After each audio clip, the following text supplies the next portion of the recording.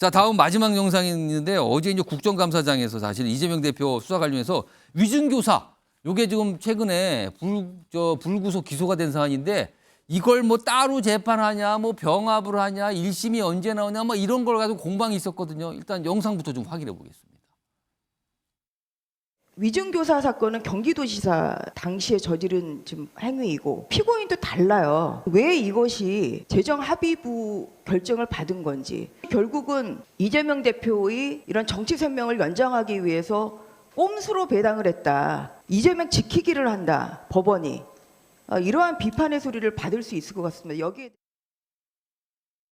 위증교사 사건도 33부로 배당이 됐다고 해서 그거를 문제를 삼는데 이게 문제가 왜 되는지 잘 모르겠어요. 저는 이게 재판부가 배당을 하고 판결을 하고 하는 이 과정 자체가 사법 독립의 표징이고 표상이고. 당시에 검찰에서는 이 부분에 대한 반대 의견을 표명했다고 하는데 그건 맞습니까? 단독재판부 사건이고 피고인이 상이한 사건입니다. 신속하게 재판을 받아서 정리할 부분은 정리하는 것이 저는 바람직하다고 봅니다. 그러니까 지금 이재명 대표의 어떤 혐의, 그 재판이 여러 갈래로 진행 중인데 그중에 최근에 이제 위증교사 이거 있잖아요. 근데 이게 사안이 그 위증교사 보면 단순하다. 그래서 여당 쪽에서는 요거 가능한 1심이 총선 전에 나오면 좋지 않겠는가 그런 거 아니냐라는 약간 심정이 있는 것 같고요. 야당에서는 무슨 소리니까 그거 많이 걸릴 거예요. 뭐 병합할 수도 있고요. 뭐 이런 분위기인 것 같아요. 자, 그러면은 여기서 5분 패널분한테 전망을 한번 하는 질문 하나 드려보죠. OX입니다. 이재명 대표의 위증교사 관련된 요 혐의 만약에 재판이 진행이 되면 1심 선고가 과연 총선 전에 나올 수 있다고 보시면 O고요. 그럴 리 전혀 없을 것 같다면 X입니다. 들어주세요. 전원 X군요. 아니 전원이 아니네요. 네 분 X고 한 분만 O인데 자 그러면 일단 오늘 이 변호사님 나와 계시니까 김광선 변호사께는 X예요. 그러니까 나올 리가 없다라고 보신 거예요. 일단 사건이 병합되면 불가능할 거예요. 병합되면 일단 불가능. 아무리 재판부가 뭐 재판을 일주일에 4번씩 해도 예. 나올 수가 없어요. 뭐 대장동권에 다른 거라고 그렇죠. 합쳐지는 순간 다른 걸 그건 하고 불가능하고. 또 제일 마지막에 한 번에 또 선고를 해야 근데 하니까. 따로 그게 재판이 된다면. 따로 재판이 된다면 충분히 나올 수 있는 사안이죠. 특히 뭐 일주일에 재판 한 번 아니면 2주에 한 번 해도요. 지금 유진교사 사건은 녹취록 있잖아요. 예. 또 유증원 사람이 유증했다고 얘기하고 있어요. 그렇기 때문에 증인 신문 해봤자 뭐 한두 번 하면 이재명 대표가 사실은 거기에 대해서 낼 수 있는 게 없거든요. 그러면 나올 수 있는데 이재명 대표 입장에서는 유진교사 유죄건 무죄건 이건 빨리 나오는 것 자체는 굉장히 위험 부담이 큰 거죠. 그래서 어떻게 해서든지 재판을 연기해서 총선 뒤로 가야 할 거예요. 가려고 할 거예요. 뭐 증인 신청을 더 한다든가 뭐 이런 과정입니까? 그렇죠. 지연 전략을 쓸 거고 그다음에 또 어떤 문제가 있냐면 인사유도 있어요.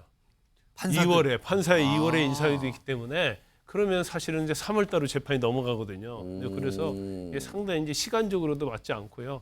뭐 제가 볼 때는 뭐 결과는 병합이 안 돼도 따로 그 사건만 한다 하더라도 1심 결과는 나오기 어려울 것이다 이렇게 봅니다. 총선 전에 1심 어려워 보인다 X 판단이셨고요. 근데 유일하게 가능할 수도 있다라고 판단하신 게 이승만 전 행정관인데 어떤 뭐 생각하신 게 있습니까? 희망사항을 담아봤습니다. 희망이요. 희망사. 그랬으면 좋겠다고 생각하시는 거예요? 온 국민과 민주당과 정치권이 얼마나 이재명 대표 사법 리스크에 고통받고 있습니까? 뭐 이런 절차와 이런 것들을 떠나서 총선 전이 아니라도 좀 이렇게 국민들 좀 이 의혹과 이 리스크에서 벗어날 수 있는 어떤 판결이든 많이 나와야 된다. 나와야 된다라고 하는 마음을 담아봤습니다.